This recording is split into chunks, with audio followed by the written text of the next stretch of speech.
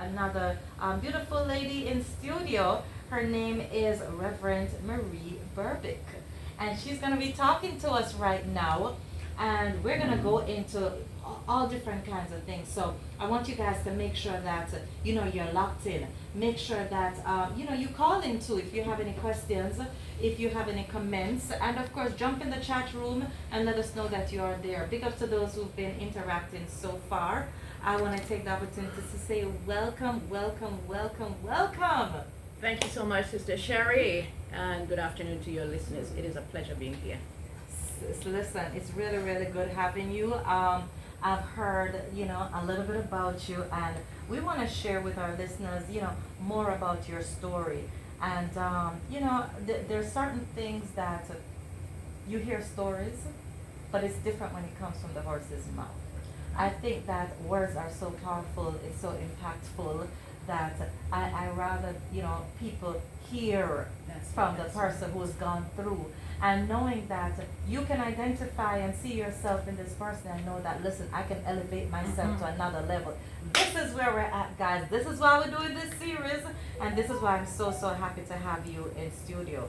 So, I want to start off by just saying, tell us a little bit about who you are, where you come from. You're Jamaican, right? That's right. Yes, she's a Jamaican girl. Yes. So, tell us a little bit about your background. All right, so I am from St. Anne, a place called Claremont. This is probably know about, Claremont. Claremont, Yes, right? I That's do. probably about what, 15 miles from Oshares or so? Yes. Up in the hills, Yes. a community called Coltac Grove. And I went to Ferncourt High School. Okay. I left Ferncourt back in, I think it was 93. I was head girl back at Ferncourt High School, and I was Miss Ferncourt and some other things. I was pretty active back in high school.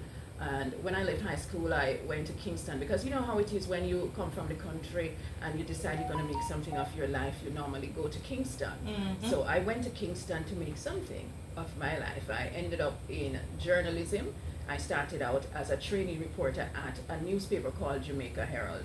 In those days, the Herald was, I think, the #2 national Yes, it newspaper. Right. So I spent some time at the Herald learning under the hand of Franklin McKnight, who was the chief editor. You know Franklin? Yes, yes, yes. He did an amazing job with us. It was like a group of youngsters who were very bright and very talented, and he took us under his wings and trained us in journalism. And when I left the newsroom at the Jamaica Herald, I went off to work with Mr. Golding when he started the National Democratic Movement. I was one of about 5 or 6 people in that office. So my background is really in journalism, and later on I branched off into public relations. But as you can see today, I'm doing something far different. Yes, you are. Well, guess what? It is public relations. It is. It Yes, definitely yes, is. yes. So, you forayed into journalism and all of that, was there a specific aim that you had? Yes, to be honest, ever since I was a little girl, I liked to write. I found that I was pretty good at storytelling and, just interacting with people. And I had a very curious mind. I always wanted to learn about people and be able to express that in writing. So when I went into journalism, it was my opportunity to do something that I dreamt about as a child. But let me tell you something, Sherry. When you go into something and you start to grow, after a while, you realize that life is not all about doing what you love, but also what will pay you. Ooh!